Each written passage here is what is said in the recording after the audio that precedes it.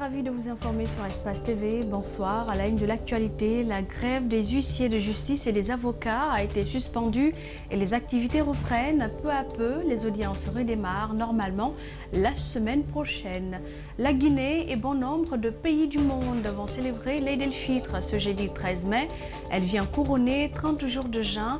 Le ministère de la Sécurité et de la Protection civile reste droit dans ses bottes quant au respect strict des règles édictées avant, pendant et après la fête.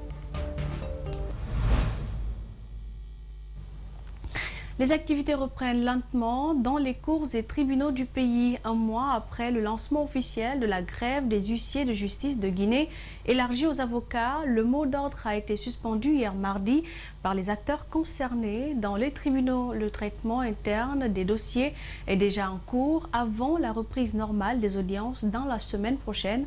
Bernard Koundouno et Aboubakar Keke Bangora pour le constat.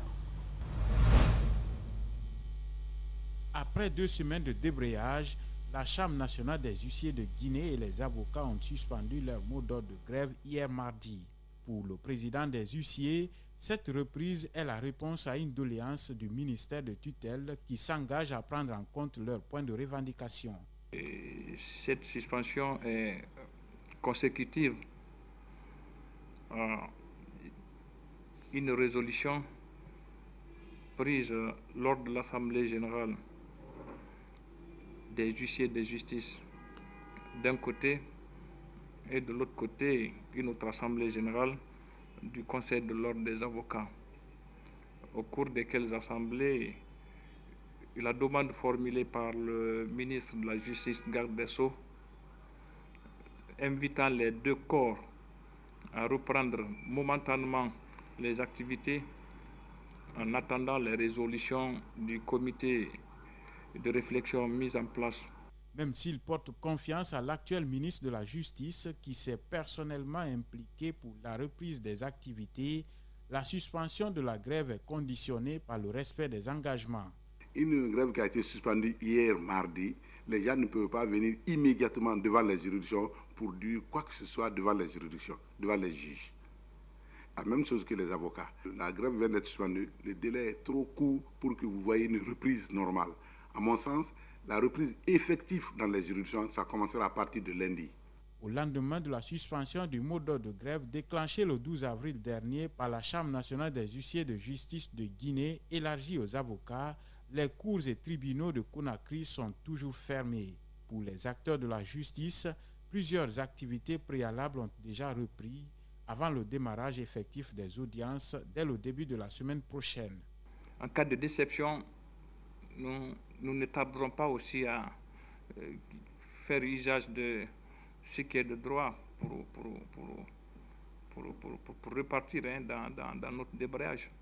L'arrêt momentané des activités judiciaires en Guinée a eu un impact négatif sur les activités dans le secteur, mais aussi chez les citoyens guinéens. Condamné pour diffamation, dénonciation calomnieuse, injures publiques et menaces, Ibrahima Sadioba est enfin libre depuis hier mardi. Il a passé 3 mois à la maison centrale de Conakry et cette libération fait suite à de nombreuses négociations entre les associations de presse et les autorités judiciaires. Son avocat regrette sa condamnation sur la base de la loi sur la cybersécurité alors qu'il lui a été reproché des faits commis par voie de presse. Ali Badara Kamara, Ibrahima Souri Kamara pour le reportage. Condamné le 4 février dernier suite à la décision rendue par le tribunal de première instance de Dixine, l'ancien officier média de la FEGIFOOT, Ibrahima Sadioba recouvre enfin sa liberté après 3 mois de détention sur les 6 mois requis par le juge de Dixine.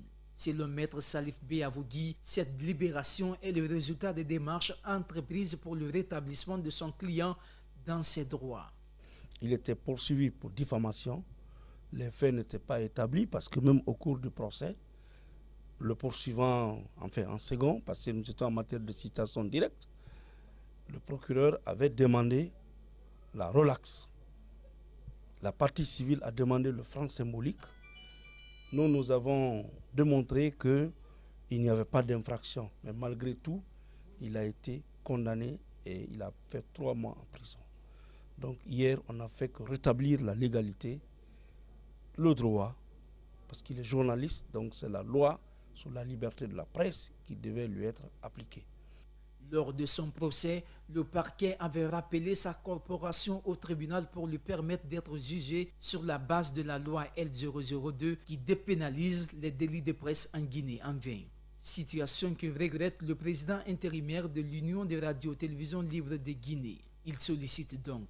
L'État doit mettre les moyens à la disposition du ministère de la Justice pour que justement l'ensemble des juges puissent connaître qu'il y a une loi spéciale qui existe sur les journalistes, mais aussi puissent connaître les tenants et les aboutissants de cette loi, puisque c'est les seuls habilités à l'interpréter. Dans ce dossier, Maître Salifou Béavogué et son client ont interjeté l'appel devant la Cour d'appel de Conakry pour casser la décision du tribunal de Dixine dans les jours à venir.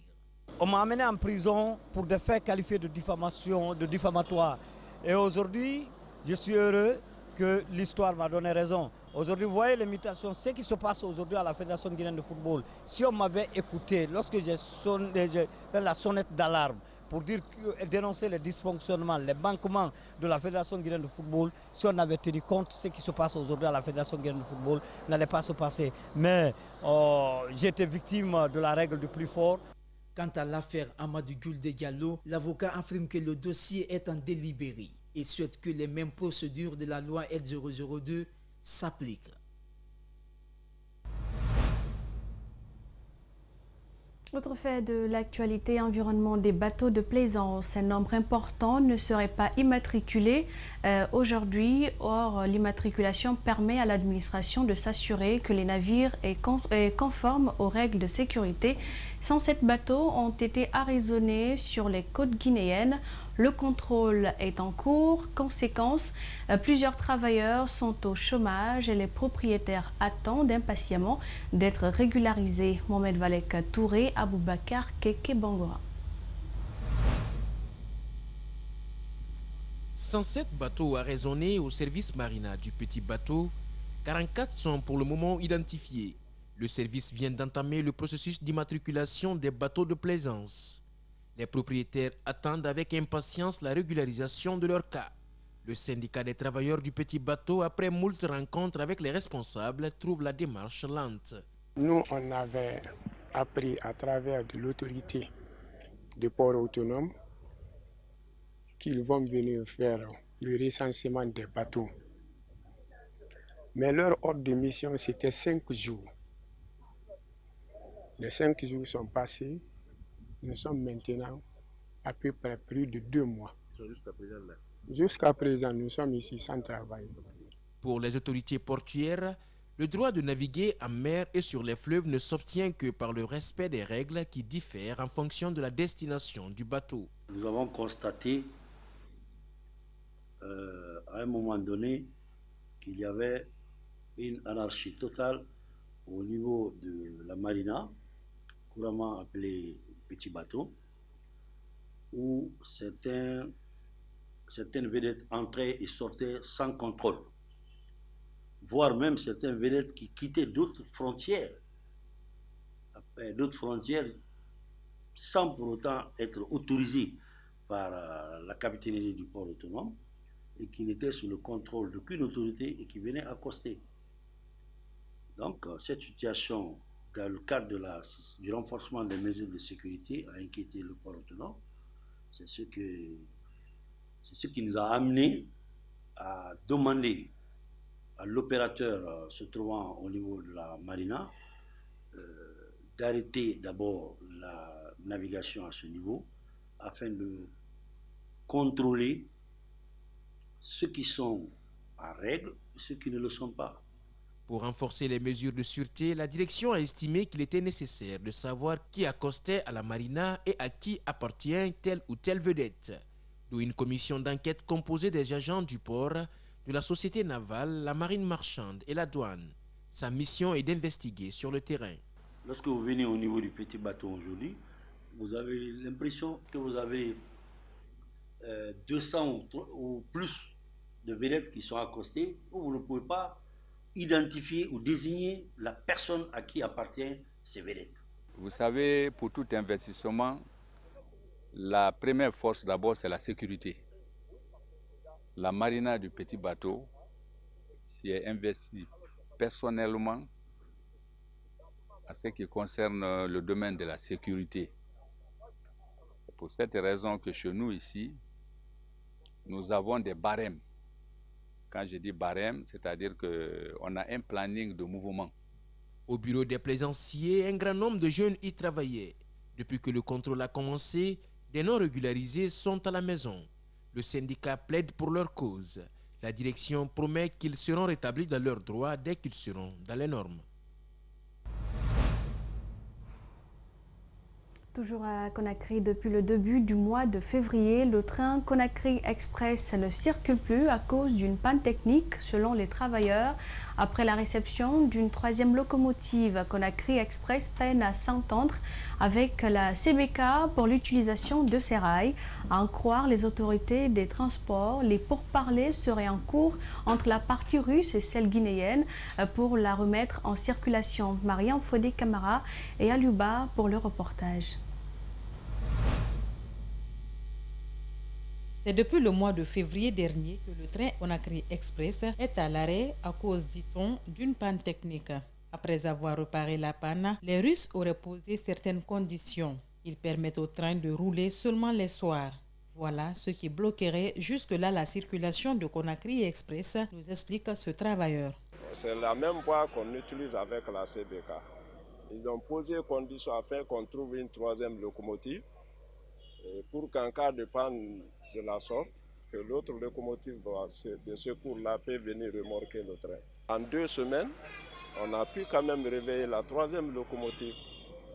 Et au jour d'aujourd'hui, on a les 4 locomotives prêtes pour travailler. Et après la réparation, ils sont venus, le Russal est venu avec ses techniciens, ils ont vérifié, ils ont trouvé que vraiment les conditions sont remplies. Mais bon, à notre fort étonnement, ils ont posé encore d'autres conditions qui n'arrangeraient pas la population, c'est-à-dire rouler seulement les soirées. L'arrêt du train n'est pas sans conséquences sur les travailleurs, mais aussi les usagers. Le salaire tarde à venir parce qu'on a ces difficultés. Le nombre de passagers qu'on transporte le matin et le soir. Vraiment, garer ce train-là aujourd'hui n'arrangerait pas vraiment la population guinéenne. Le chargé de communication du ministère des Transports rassure que les pourparlers sont engagés entre les deux parties pour aplanir les divergences. Nous pensons qu'à l'issue de ces négociations, nous allons pouvoir nous remettre ensemble pour que nos partenariats tels qu'ils avaient été mis en œuvre par le passé avec les créneaux qui ont été les nôtres vont revenir et pour faire en sorte que nous puissions assurer la continuité du trafic du train Conakry Express. Une rencontre est prévue dans les jours à venir pour évacuer les questions en suspens. Dans quelques heures, c'est la fête de l'Aïd el-Fitr. À Mamou, les différents marchés sont pris d'assaut par les fidèles musulmans. Comme les précédentes années, les prix sont à la hausse. C'est un constat de Tierno Mamadou Bari, Mamoudou Hadi Diallo plutôt et Alpha Mamoudou Bari. Circuler en ce moment à Mamou n'est pas chose aisée. Tout le monde se précipite pour trouver la plus belle tenue de fête. À la boutique Doumbouya Tcherromo Shop, l'affluence est de taille. Cela est dû à l'approche de la fête. Je suis obligé de réduire les prix parce que ce sont mes fidèles clients qui viennent.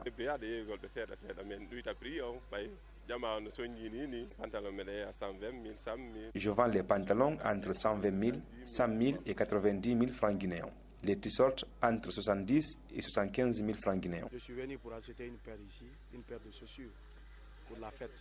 Il y a les prix qui diffèrent quoi. Il y a 250, il y a 180, il y a 350. Quand même, c'est un peu abordable pour moi. Si celui-ci a choisi le prêt-à-porter, nombreux se dirigent vers les ateliers de couture. Maître Tcherno est débordé. Nous sommes dans une véritable crise parce que les clients arrivent à la dernière minute.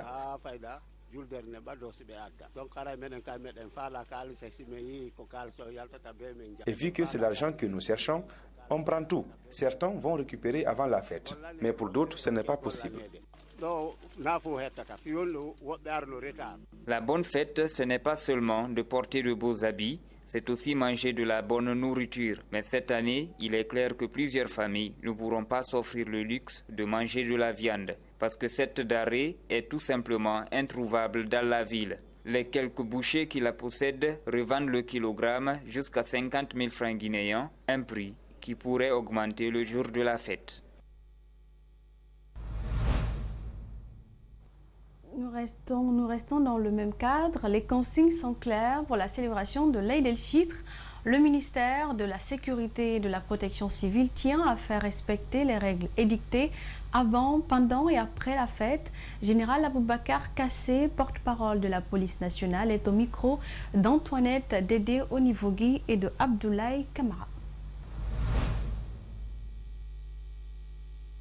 Seront déployés pour assurer plusieurs missions, dont, entre autres, la sécurisation des lieux de culte et de prière sur toute l'étendue du territoire national, promouvoir la libre circulation des personnes et des biens, l'application des mesures de contrôle sanitaire, notamment le port de bavettes, la distanciation sociale et le lavage des mains, le contrôle des véhicules à la sortie de Conakry.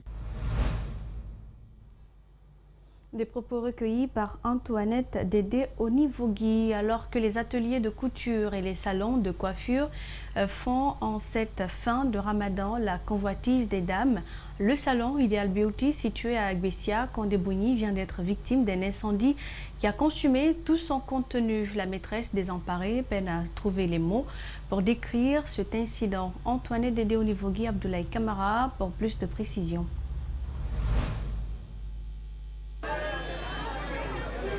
C'est en plein jour ce mercredi qu'un jeune de passage a constaté les flammes dans ce salon de beauté. Tout de suite, il a commencé à jouer aux pompiers. Il sera suivi par d'autres jeunes du quartier pour tenter de maîtriser les flammes. On a assisté à casser la porte pour pouvoir faire sortir les objets qui étaient là-dedans. Donc nous-mêmes, on a cassé les vitres, on a fait sortir les robes de mariage et quelques trucs qui étaient là-dedans. Bon, avec l'appui, comme vous avez constaté, les jeunes sont venus, on a fait sortir, on a envoyé du sable pour calmer le feu. Mais d'où provient ce feu? S'interroge l'assistance. Le premier témoin a une idée. Son analyse est partagée par d'autres jeunes sur place. C'était fermé. Donc ça veut dire qu'on peut même pas, elle ne peut pas allumer une bougie là-dedans et sortir. Donc ça peut être une court-circuit. Enfin, Zenab Silla, la PDG de Ideal Beauté, arrive sur les lieux. Le visage triste, la fête de l'Aïd el-Fitr vient d'être compromise. Impuissante, Dame Silla voit tous ses efforts réduits en cendres. J'ai foi en Dieu, je ne sais pas pourquoi c'est arrivé. Parce que j'étais là tout à l'heure. Je viens à peine de quitter. Si ça s'est produit, c'est grâce à Dieu. Donc je n'ai rien perdu. Selon les témoignages recueillis sur place, toute tentative pour joindre les sapeurs-pompiers sont restées vaines.